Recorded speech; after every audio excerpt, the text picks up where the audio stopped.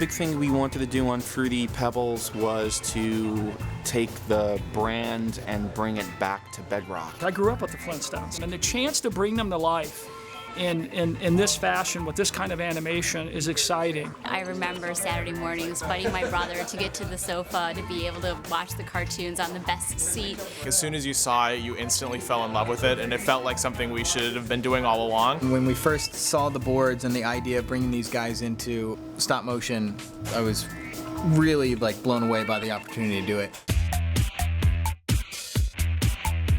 We start out with storyboards from the agency, and then they work with us to turn those into an animatic. You want to do your editing before you really start production, so that's what we use the animatic for, is we really try to edit the animatic, and within a couple of frames we've got our timing for the actual spot.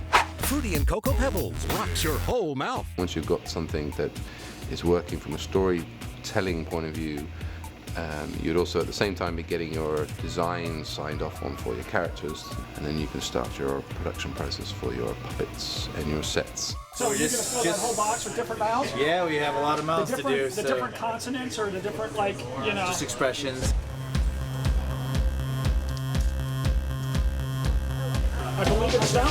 A lot of people tend to think that everything that stop motion is, as they call it, claymation, which is not the case. These model animated characters are a combination of silicon, so they have silicon hands, which is a rubbery, kind of fleshy surface. It works really well. Highly sophisticated armatures underneath them to be able to keep them in position for thousands and thousands of movements. What the stop motion animator does is they take a picture of this, and then they move it a little bit, and they take a picture of that, and then they move it a little bit more.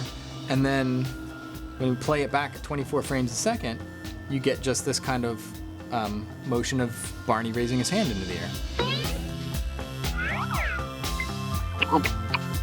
For the talking, we take the whole mouth off, and there's a mouth kit that has a bunch of different mouth shapes. So you take each mouth out of the box, click it in, and it has a little magnet on the back so that it always lines up into the same place. We listen to the audio a frame at a time, and if Barney was saying hello, we would just look for what mouth shapes you need to say hello. So you would say like a closed mouth, and then like a hello. You know, those are the mouth shapes we're gonna look for. One of the most amazing things I think that we're all going to see here, and I expect Fred and Barney, once the stop motion has come to life, we expect to see both Fred and Barney to say thank you. The handmade feel of stop motion animation is just something that you can look at over and over again because you can tell that someone made this thing with their hands. Stylistically, what I wanted to do was kind of hint at the limited animation that the original show had, but obviously I didn't want it to look like we were missing frames. One of the other things that we tried to do overall was give Barney and Fred kind of a separate style from the Professor. So the Professor is he's very sharp and he's very direct. Now, do we have taste buds? Are we using them? All of them? You know, just very kind of poppy with his motions. With Fred and Barney, we've tried to have it a little bit more easygoing, you know, a little bit more flow to those guys and a little more ease to their movements, so that it's you get the impression that they're just two buddies. It's hopefully those little touches that'll make these guys really feel like they've got a bond outside of the time that we get to see them.